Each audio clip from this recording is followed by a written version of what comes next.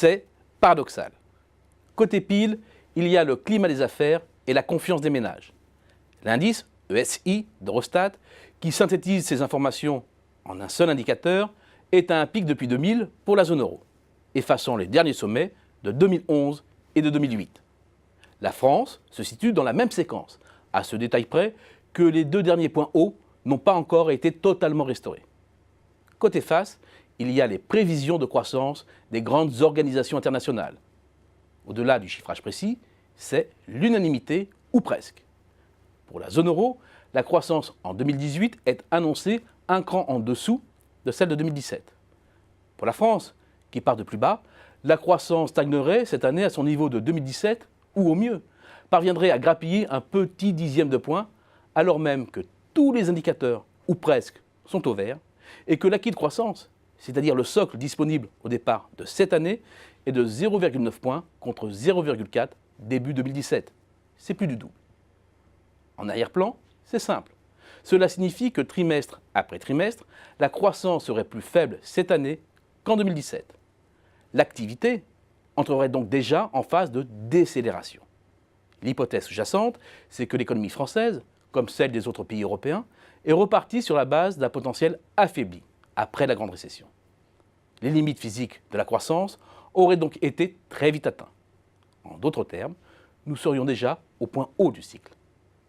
Pour trancher, il faut partir non pas simplement du PIB, mais du PIB par personne en âge de travailler, par convention les 15-64 ans, pour éliminer l'effet démographique.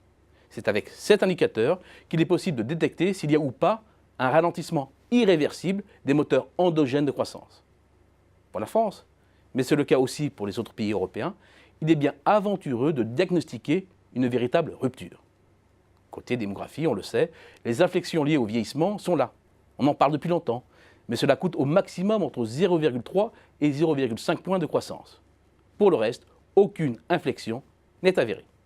Un constat d'autant plus remarquable lorsque l'on sait la difficulté de plus en plus grande à mesurer le volume des services nouveaux, la progression de la qualité et donc notre propension probable à sous-estimer le PIB. En outre, les signes de surchauffe ne sont toujours pas là. Certes, le taux d'utilisation des capacités de production est en hausse et se situe depuis maintenant 4 trimestres au-dessus de la moyenne observée de 1991 à 2007. Mais en comparaison avec la montée en puissance de la fin des années 90 et du début des années 2000, le mouvement est de faible ampleur, aussi bien dans sa durée que dans son intensité. De même, par rapport à la période 2006-2008. Difficile dans ces conditions de poser le diagnostic d'une mise sous tension excessive de l'appareil de production ou de détecter les marques d'un surinvestissement, l'un des marqueurs d'une économie en ébullition. Idem du côté de l'inflation salariale. Si le PIB réel persiste à être supérieur au PIB potentiel, alors il y a pression à la hausse sur les coûts de production, en particulier les coûts du travail, ce qui augmente les prix des biens et des services. Or, rien ne se passe. La tendance de fond est donnée par l'inflation sous-jacente. En se concentrant uniquement sur les seuls composants permanents, l'évolution des prix stagne autour de 1% malgré la reprise en France, comme dans la zone euro d'ailleurs. L'inflation n'est et ne sera plus le régulateur du cycle comme elle a pu l'être par le passé, et ce pour des raisons structurelles que nous avons évoquées dans d'autres vidéos. La BCE gardant inchangé son objectif de 2% de hausse des prix, les taux vont rester bas et ne viendront pas étouffer la croissance.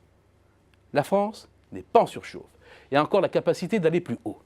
C'est bien pourquoi, à contre-courant du consensus, notre prévision pour 2018 mise sur une accélération, sans emballement, de la croissance à 2,1% au plus haut depuis 2011.